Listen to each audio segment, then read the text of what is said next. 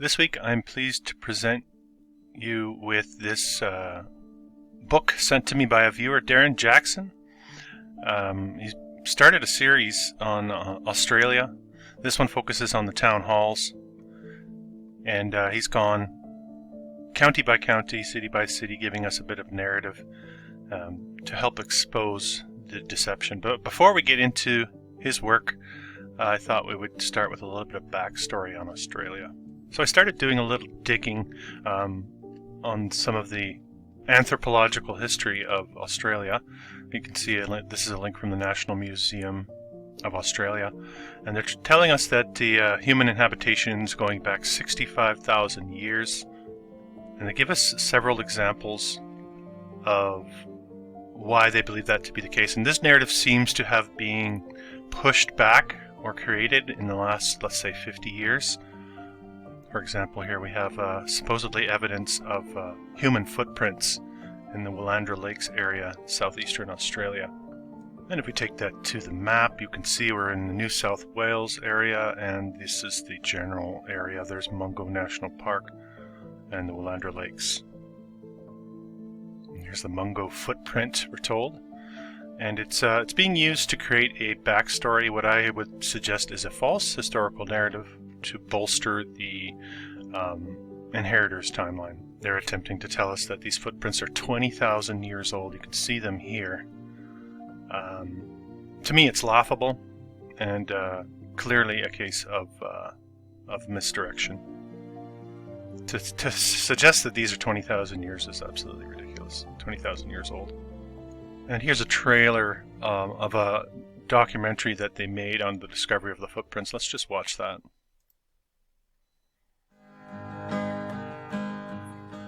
We was out there with scientists. We weren't actually looking for anything like that. Mary Papin Jr. yells out, "Come over here, come over here." And there it was, the first footprint. We didn't even know how old they was at that time. All we knew is that it was a footprint, and it was like it was from our dream time. It's almost like it happened yesterday.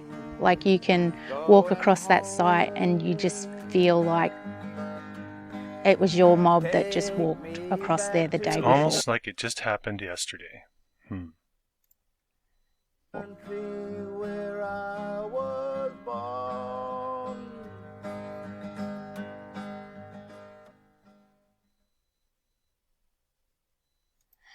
Okay. Very interesting wording there. We're going to see a little bit more suspicious narrative as we move forward. There's also the Mungo lady and the Mungo man. Skeletons supposedly discovered in that area again. You can see, if you're familiar with this research, we're looking, I think, at post-cataclysm remains. This place looks completely obliterated and just smells like a cover-up to me of what actually happened here. The Mungo lady and Mungo man story is interesting. In 1968, we have a geologist, not an archaeologist, Jim Bowler, discovering human bones around this area. Let's take a closer look at Jim, shall we? Here he is. You can see here, let's just quickly go through some of his early life. Whose father was a fisherman, came from Ireland, spent his adolescence, young adult, working as a farmer and rancher. Humble beginnings, of course. For a time, he studied to become a Jesuit priest. Well, isn't that interesting? I guess he didn't become a Jesuit priest, or did he? Or is he working along the same lines as that organization? I would suggest there's something more going on here. But he has a huge hand in the discovery of these bones. Apparently these bones dating back 40 to 42,000 years, making them the oldest human remains found anywhere in Australia. Again, bolstering that narrative of our false history, I would suggest, everyone's false history. Apparently he was out there looking for signs of climate change in 1968, and I think he finds the Mungo man in 74. Same guy goes back and finds another skeleton, the Mungo man. to me, it all just reeks of narrative. So 50,000 years ago, these bones apparently were left. These are some animal bones, but human remains were found as well. All looking very post-cataclysm and smacks of a forgery, in my opinion. And this investigation is not to insult the Aboriginal people of Australia. I think the narrative is insulting enough. I don't think that any of this is legitimate history of mankind. And as you'll see when we get into Darren's book, you're going to see buildings that make no sense for the time period, suggesting that there's evidence of inhabitation, human inhabitation and civilization that contradicts the narrative we're told. Before we go any further, though, I also want to touch on rock art, because there's a lot of rock art evidence being used in Australia to bolster this timeline. Here we have some examples of apparently ancient rock art, and this stuff's been sitting on the rocks here for how many tens of thousands of years, we're being told. More examples quite clearly could easily be considered a forgery. In fact, they have the Gosford glyphs in Australia, which are supposed to be Egyptian-style petroglyphs, which are widely accepted as hoaxes by authorities and academics because it contradicts the timeline that Egyptians were here. So there's known evidence of forging glyphs in Australia. And then when we go back to these, they're saying no, that these are legitimate. I would suggest that all of this is historical misdirection. I believe cave art is forgery. In fact, cave art, when it first came to be known, was widely accepted as forgeries, were widely accepted as forgeries, which is interesting. But you can see again these long timelines. And I just have a short slideshow of some of this area where we find a lot of this rock art. And if you're wondering where this is coming from, this rock art, Napuerte, I might not be saying it correctly, right in here. Let me just zoom in so you can see the spelling. There we have the spelling. A lot of the slideshows or the pictures I'm going to show you are coming from this general area here. And let's continue to look at this through the lens of a post-cataclysm realm and historical misdeception on our true history. You can see they have, when you're in these areas, you can see the dreamtime creatures. So apparently the story about the dreamtime, actually let me just bring that up for you. This is very interesting. So from an Aboriginal and Torres Strait Islander view of creation, people have always been in Australia since the land was created. On mainland Australia, the dreaming is a system of belief held by many first Australians to account for their origins. We know that horrific things have happened to the Aboriginal people of Australia. Likely a false history has been created. The dreaming is a system of belief held by many first Australians to account for their origins. In the dreaming, all-powerful beings roamed the landscape and laid the moral and physical groundwork for human society. Prior to the dreaming, there was a land before time when the earth was flat. Well, isn't that interesting? Ancestral beings molded the landscape through their actions and gave life to the first people and their culture. No one can say how old the dreaming is. Very interesting. So here we have the plaque in the general area, Dreamtime creatures and dramatic rock formations. Isn't that interesting? All these plaques to bolster the narrative tend to be in these areas where, to me, evidence of post-cataclysm is the most obvious. We're just going to take a look around the general area. A lot of red soil in this area, reminding me a lot of the Grand Canyon and Four Corners area in the United States. And if you're familiar with this channel, you'll know that the suggestion is that a lot of structures were absolutely obliterated to the point where they're unrecognizable as structures anymore. But what you get is a lot of horizontal layering and a lot of strange shapes that seem to be difficult for them to explain within the narrative of geology. They get very creative sometimes with their explanations.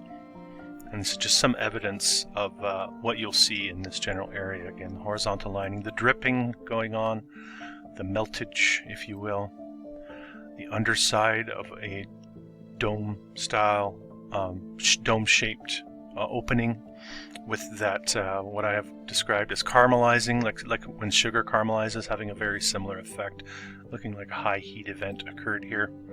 A very sheer cliff, clearly some sort of curtaining going on here as it drips down below. Even this is interesting. You have a big bulging, almost 90-degree shape sticking out. And in case you were starting to get those thoughts while you're touring these areas, they give you some narrative and they tell you how these domes were formed. The beehive-like domes make the plateau look like a lost city. Wow. But they are the result of erosion of vertical cracks in the sandstone. Well, thank you for moving us off of this suspicion and bringing us back to the historical narrative. Almost thought they looked like a lost city. Isn't that interesting? A few more from this area, general area. Again, to me this is clearly post-cataclysm and certainly not something that's been laying around for 50,000-60,000 years while the aboriginal people of the area were wandering around. You can see here again the red soil everywhere and a drying up of what probably where water pools up. Not far we have a war memorial, of course, having in a remote Northern Territory location of Australia. We get the obelisk reminding you who's in control, who's creating the story for us. So the Napuerte rock carvings, it's interesting, they call it an Aboriginal men's site, important men's site, Aboriginal women and children not allowed to enter. Feeling almost like a gentleman's club, if you will. And just looking at a few more formations before we get to Darren's wonderful work. Almost looks like a lost city. Luckily they can divert our attention back to what they want us to believe. This is actually called Chambers Pillar, which is interesting. They don't really hide it, they kind of throw it in our faces, and this is this general area around Chambers Pillar, a bit further south from that sequestered off rock painting area. But I think you probably catch my drift as to what I'm trying to say here. So, clearly historical misdirection, the history of Australia not what they're told us. Let's take a look at some of the buildings, and thank you for being here.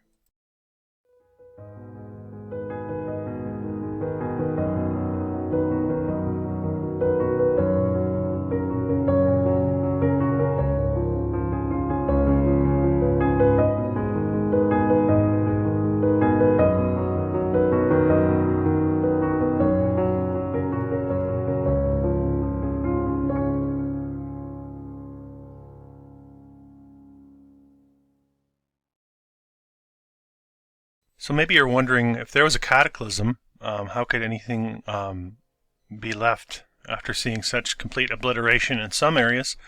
Well, just like a circuit board fries, some of the circuit board tends to be intact and recognizable, and some of it actually is untouched. And I think that's what we're seeing with a lot of the architecture. So I'm pleased to present Darren's book, Old World Australia series, the first of a series. This one's on town halls. Here we have the Sydney Town Hall. And I'll just read a little bit of what he's got in here for you. No copyright. You can copy it, use it. You can find him at The Old World on Telegram, if you're on that platform. I won't read everything. Hopefully you can get your hands on it, or you can pause and read if you like. This is the first book in a series entitled Old World Australia series, where the author proposes to create a whole series of books covering the following topics. And you can see he intends to break it down to designation of building. Very exciting to get some of this Australian content out for you. And the purpose of this series is to question the official narrative, much like my channel. A lot of problems with the timeline on settlement in Australia. You can see he breaks it down into the territories, for us starting with New South Wales, going down to Tasmania, up to Queensland, Western Australia over here, Victoria, down here at the bottom, South Australia, and the Northern Territory. So let us begin. So the introduction, I'll read this out for you. This book consists of a collection of 82 Australian town halls from the period of the 1850s to the 1920s. The content is primarily photographs with summaries from the earliest town halls in the 1800s. The official narrative provides dates of when these town halls were founded and usually the name of the designer/architect, but very few name the builders. Several narratives state that they were built by convicts. Please research individual town halls for their official narrative or for a deeper understanding. That is not the objective of this book. This book is questioning the number and skill set of the given labor pool to build such magnificent architecture, especially within the time frames suggested, typically within 1 year. And where did the resources come from? How were they manufactured and transported to work sites? Official narrative provides questionable descriptions for each town hall, especially the build durations, and even more questionable population figures for each city. Very few construction photos exist, and those that are available are also questionable. Also ignored in the official narratives are climate issues for the immigrant population used to cooler weather. With so many town halls built in under 1 year, this ignores the challenges of working through extremely hot summers, up to 40 degrees Celsius, and the freezing cold winters of the southern coast and Tasmania. History, the official narrative, teaches us that upon our first arrival of the first fleet in 1788, Australia had no industry, no infrastructure, no power tools, and no forms of transport. Earliest settlers, convicts and military, followed by free settlers, were tasked with finding the resources, setting up these industries, sourcing the tools and equipment to build, and manufacturing the transportation, building horse-drawn wagons, trams, and trains, as well as building the roads and railways to enable these resources to get to the work sites. And I've already mentioned the breakdown here of the different areas. Let's get to some of the visuals. We begin with New South Wales. Right in that timeline, some people are attributing to the Little Season, the late 1700s, early 1800s. You start to get European settlers on behalf of the British Crown, of course, typically, anyway. 1788. Again, you can pause and read if you like. Let's get to some of the visuals. We begin with the Ashfield Town Hall, demolished in 1970. Very little official information available. The architect is John H. Wilson. Town Hall demolished in 1970 would make way for the construction of a mall and a civic center. 1871. Very early. 1879, the Orange Town Hall, demolished in 1976. Population in 1851 was 28 people, growing to 1,800 by the time this one was said to have been built. Built within a year, of course. These are showing us all the hallmarks of what I consider to be old world architecture, inherited architecture. Next we have the Waterloo Town Hall. Supposedly a 2-year build time on this. Architect Edward Hughes. Still stands. All showing us again the arched windows. Very sturdy construction. Glebe, I don't know if I'm saying that right. 1879 to 1880, built within 1 year, apparently, and then they end up renovating it down the road.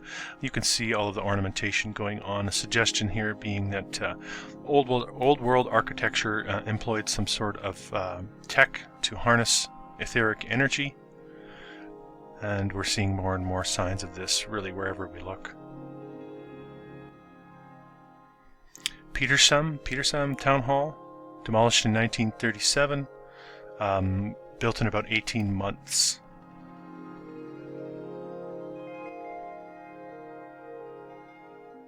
Parramatta Town Hall, built within 2 years.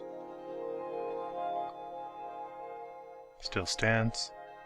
Still looking very solid, despite its age.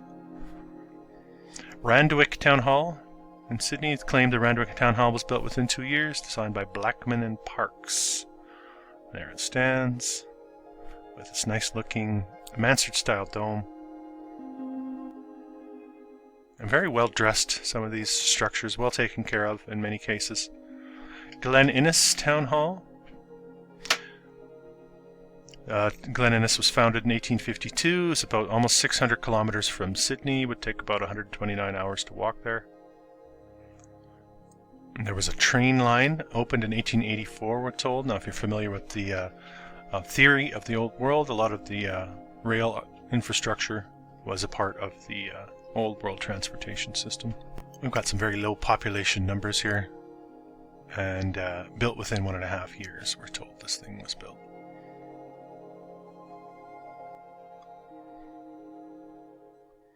Goulburn Town Hall, 1887.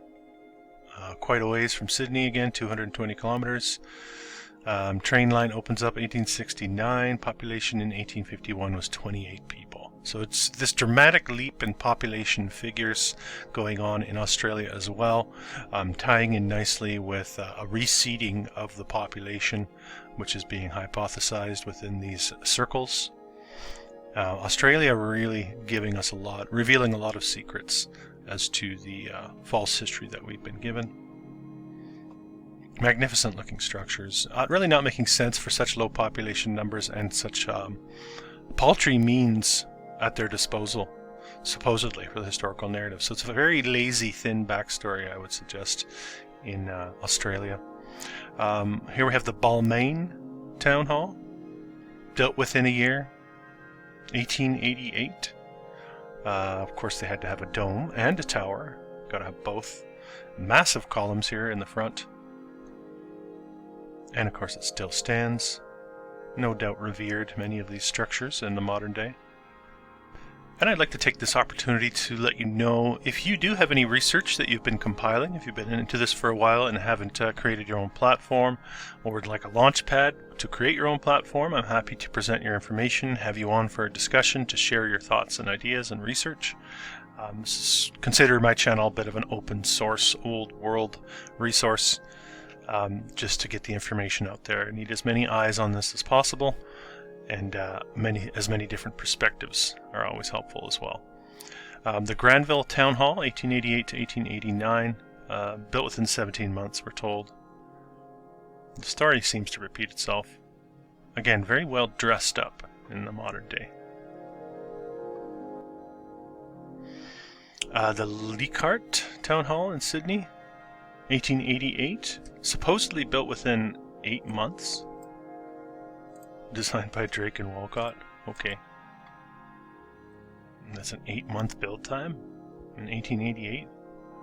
You're going to have to excuse me while I question the narrative. Canterbury Town Hall in Sydney, demolished in 63, built in 1889. You're noticing too, many of these are built within the same. So these are shooting up everywhere, we're to assume, at the same time, really. So you can't use the narrative that they had a special crew of town hall builders going around constructing these, because these are going up at the same time. Something to consider, and sometimes I'll get that as a rebuttal. Those who want to be narrative apologists will suggest that they just brought in the specialists to build these. Here we have that magnificent Sydney Town Hall. They're telling us it's a 20-year plus build time on this, built in 2 stages. Okay, so we have the first stage happening 1868 to 1878, a 10-year time period, and then you have a 4-year time period on the second stage. Designed by a whole handful of architects, and supposedly built within the former Old Sydney burial ground. We get this a lot too, a false backstory to bolster the construction. Very interesting. Also interesting because the Sydney Town Hall railway station and rail line runs under the town hall. So you've got a rail line underneath this structure. And they opened that station in 1932. Has 6 platforms split over 2 levels. Wow. Absolutely remarkable structure. Remarkable story. Great photo showing us the horse and buggy people outside of this magnificent palace of a structure. Not really making any sense. There's another look at that. And I did do a video on Sydney, and Darren actually helped me with some of the research on that one as well. And I've done Melbourne as well. You really have to check out Australia if you haven't really gone into that area with your research. The architecture is absolutely breathtaking, and much of it does remain, actually.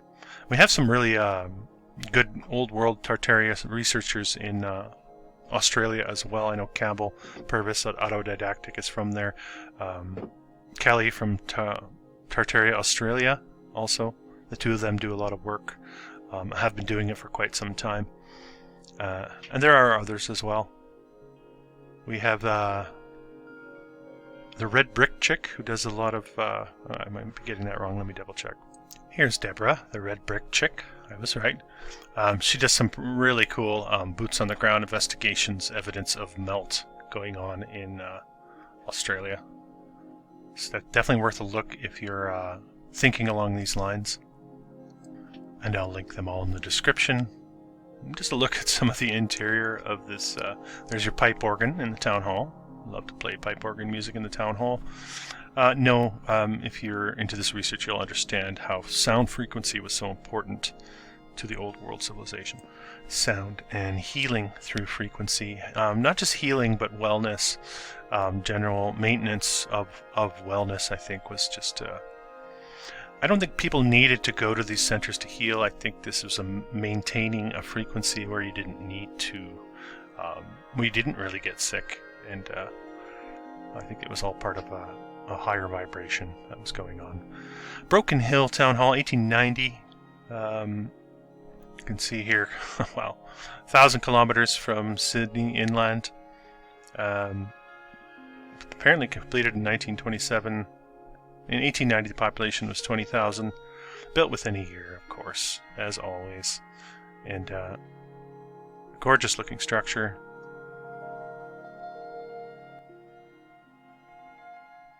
Well maintained in the modern day. Paddington Town Hall, Sydney, claimed the Paddington Town Hall, built within a year, 1890, 1891. Timeline is pretty much on par with what we see in North America for the construction of all these buildings. So you have to envision a time, if you're going to accept a historical narrative, of mass construction of castle-style structures, cathedrals, churches, all going up around the same time, all over the realm, especially in what we might consider to be Commonwealth countries, or countries that were explored by European nations or monarchies, let's say, as you get into South America. All of these places supposedly going up in and around the same time, we're told. It starts to become quite fictional when you get beneath the layers of it. Mascot Town Hall, 1890. Built within 7 months. Gone. Forbes Town Hall, 1891. All of these going up around the same time. Albury Town Hall. Nice looking structure. We come to Newcastle Town Hall. Supposedly built quite a bit later in 1928-29. Built within a year. But looking a lot like all the rest, to be honest with you. And I think these timelines they're trying to fit these timelines into a chronology that makes sense for the historical narrative, I think. We come to Tasmania.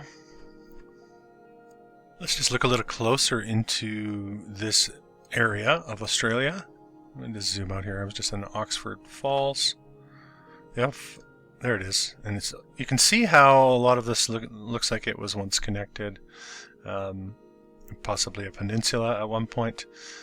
They actually have a place called the Walls of Jerusalem National Park in Tasmania, where you're getting a lot of this kind of stuff, and some people, this might take your mind to the ancient tree stumps, massive trees. Everything's possible, since we don't really know. Since they're calling it the Walls of Jerusalem, is this a wink and a nod to the potential that this was all one structure, post-cataclysm?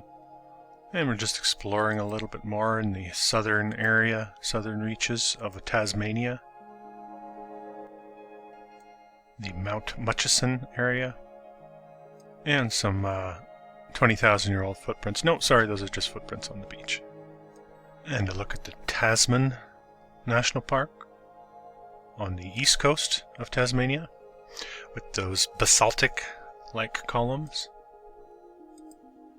Very interesting looking topography. Let's get back to the town halls of Tasmania. So this chapter consists of town halls claimed to be founded between 1864 and 1929 in Australia's second settled state of Tasmania. Tasmania was selected for the transportation of convicts as a penal colony due to its isolated location. So first settled by Europeans in 1803, we're told population is claimed to have grown to 23,000 by 1830. So at the time of the founding of the first town hall in Launceston in 1864, the city had a population of 11,000 people. The first Hobart Hall that was claimed to be completed in 1866, they had a population of 27,000. So not a lot of people in Tasmania to begin with. They say here the Hobart Town Hall was demolished in 1913, very short time of standing for this one. But, I mean, we know that they have other reasons for tearing a lot of these down. We'll get to some of the visuals here. The Launceston Town Hall. Built in the 1860s, very, very early time period, very rudimentary as far as all the industrial revolution technologies that are being introduced to society. Very early stage in the game as far as their narrative goes, but they're able to pump one of these things out apparently in a very small populated area of about 11,000 people. Looking very solid, looking like a lot of structures we see in the North American continent, to be honest with you. A lot of them will have been dressed down in the upper areas. We won't have these urn-type shapes along the top. We're seeing the pedimented doors, arched window doors, massive columns, all the hallmarks of what we were expecting to see. And here we come to Hobart. Built within 2 years, 1864, 1866. Again, very early. Still stands, you can see here. Solid looking structures, very well built. How many of these convicts were brickies by trade? Stonemasons and brickies? To ask the question. Again, Hobart City Hall. Built within 1 year in 1915, they'll tell us. Master builders to be able to pump these things out in such short time frames. Moving on to Queensland, north of New South Wales, the third settled state of Australia, with its large city, capital city of Brisbane. So the east coastline here apparently was navigated by the Dutch, French, and Spanish explorers before it was claimed by James Cook, 1770. Brisbane became a penal colony where they transported prisoners over to Australia. The famous story that we're told. I think there's much more going on there. I think we were all prisoners at the time, to be honest with you. And you can see here Queensland's city capital, Brisbane. Capital city, Brisbane. Only about 5,000 people in 1859, claimed to have increased to 12,000 by the time they built the town hall. Brisbane gets its own Great Fire, 1864. So the narrative repeats, as it always tends to do. And of course they'll say that the Great Fire led to the Queen Street's rejuvenation, and obviously the rejuvenation of the entire city as a result of the Great Fire. Same story, no matter where you look. Let's get down to the buildings themselves.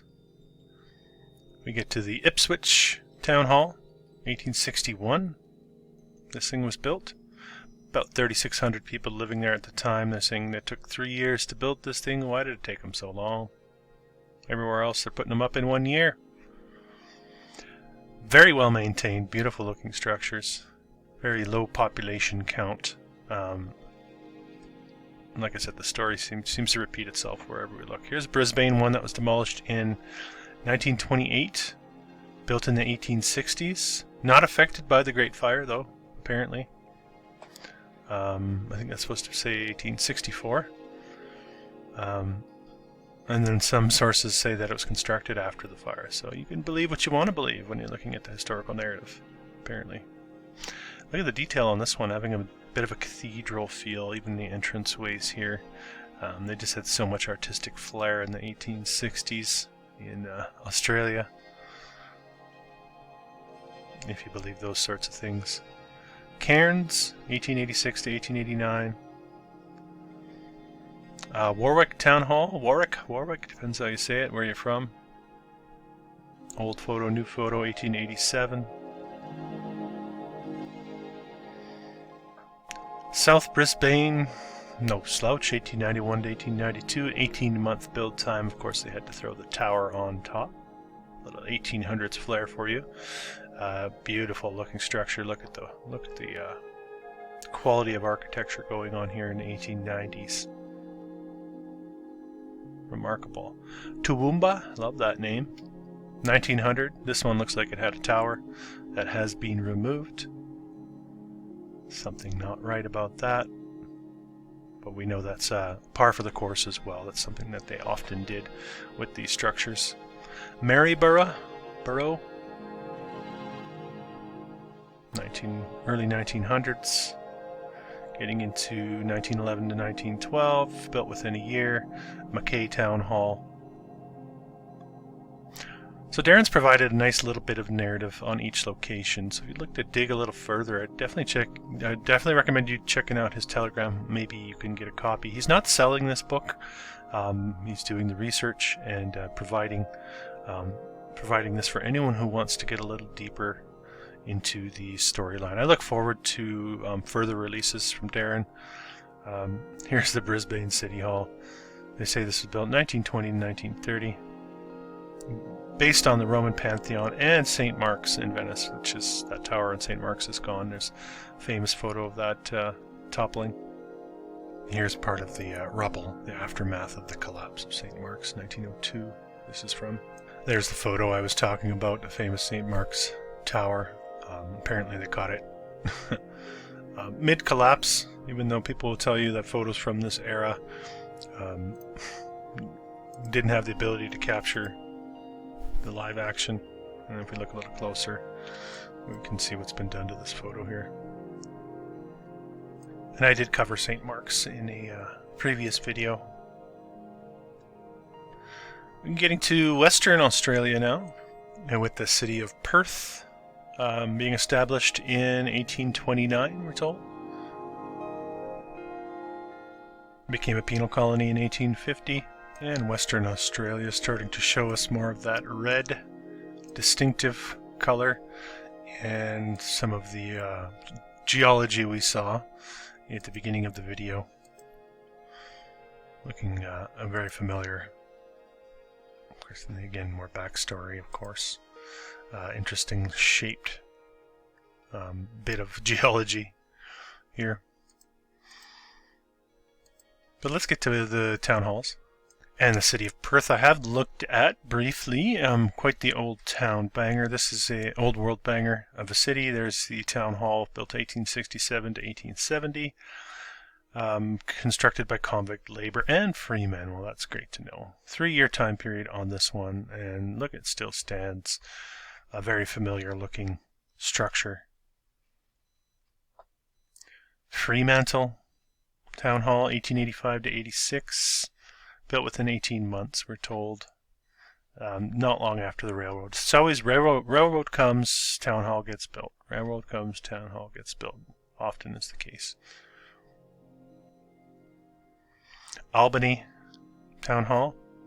Many of the names repeat themselves wherever we look. We've had a look at Albany, New York. Here's Albany in Western Australia. Built in a 2-year time period. At the time the population was about 1,200 people. And they decided to build a town hall like this. Geraldton Town Hall, 1907 is the timeline on this. Very well maintained, solid looking structure. Midland, 1907, built within 1 year. Threw a dome on top, why not? It looks like they put this little clock portion on the dome since. Kalgoorlie, 1908. Also has a bit of a feel like maybe something's missing from the corner here. And they plaster the date on the front I'm looking very after the fact, the lettering there, in compared to the scale of the architecture. Boulder Town Hall, 1908, horse and buggy. There it is in the modern day. We'll keep going here, trying to squeeze it all in. I don't mean to disrespect Darren's work here. Like I said, if you want to pause the video and read some of his write-ups, you're welcome to do that, or contact him for a copy. Moving on to Victoria. You can see Victoria here along the south coast with the incredible city of Melbourne, Old World majesty, oozing Old World majesty, Melbourne. A very dramatic population growth for Melbourne. Between 1850 and 1880 goes from 20,000 to 280,000 in 30 years.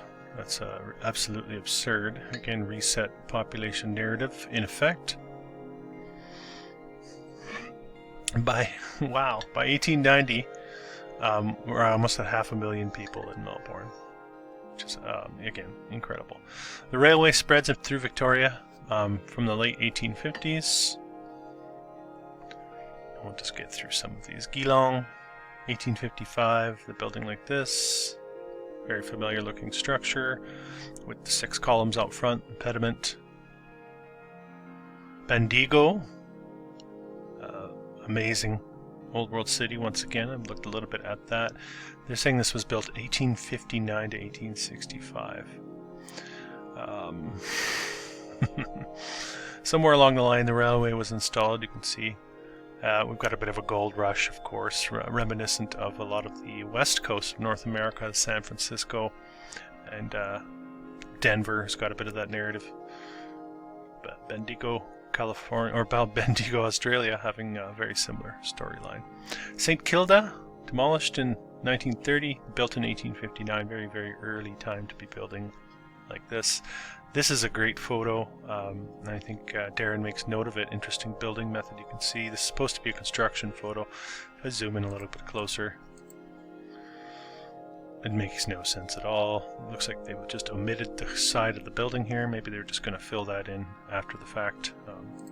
You would call that an atypical construction method, to be sure.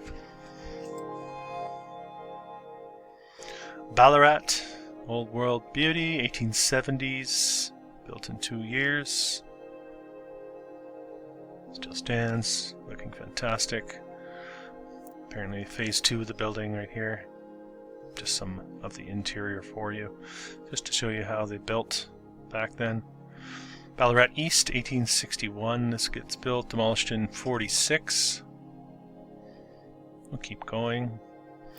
Prahran, not sure how to pronounce that, 1861. Built within 6 months, they say. And then they added the clock tower after the fact, we're told. And then, of course, they removed the dome portion of it, you can see here. Coming to Melbourne now, we have a 3-year build time, approximately. Within 3 years. Fire destroyed a large part of the town hall in 1925, auditorium and the pipe organ. There it is, the Melbourne Town Hall. Absolute stunner. 3 years to build this. Still stands, looking like it's ancient. And there's the pipe organ that was apparently destroyed by fire. Take a look at the scale of this thing. Here's the seats down here. There's the pipe organ. Unbelievable. Absolutely breathtaking. And there's the modern replacement, paltry looking pipe organ. The Richmond Town Hall, 1869 to 71, but within 2 years. Here it stands. Somewhat unrecognizable in modern day. Columns not a lot of this looking like it's been added, not looking authentic to the Old World styling. A weak attempt at trying to make it match the old architecture, and it's been sort of whitewashed. Clunes Town Hall, built within a year. The Fitzroy Town Hall in Melbourne, 2 different versions. There it is, unbelievable. North Melbourne, Hotham Town Hall, 1875 to 1876. Built within 1 year. Included a post office, courthouse, and mechanics institute and library, of course. So I wasn't kidding when I said Melbourne was absolutely incredible. Here's the Brunswick Town Hall. Built within a year, 1876, 1877. Yeah. South Melbourne Town Hall, 1879 to 1880. Built within 1 year. If you believe that sort of thing. I don't think I need to say more. I think I'm going to cut the video off there. I certainly encourage you to get this if you can. And I appreciate Darren's work, and I'm happy to present this. And I'm looking forward to any sort of further compilations that Darren puts together, and of course I would be happy to share those as well. So if you're from Australia or have a soft spot for that region, I hope you enjoyed this. Even if you're not from there, I hope you enjoyed this. But I think it just shows that we're looking at a realm-wide civilization that has been cataclysmically devastated in many parts, and in other parts preserved, altered, inherited, and the narrative of our true history has been rewritten. Thanks for being here. This has been an old world exploration.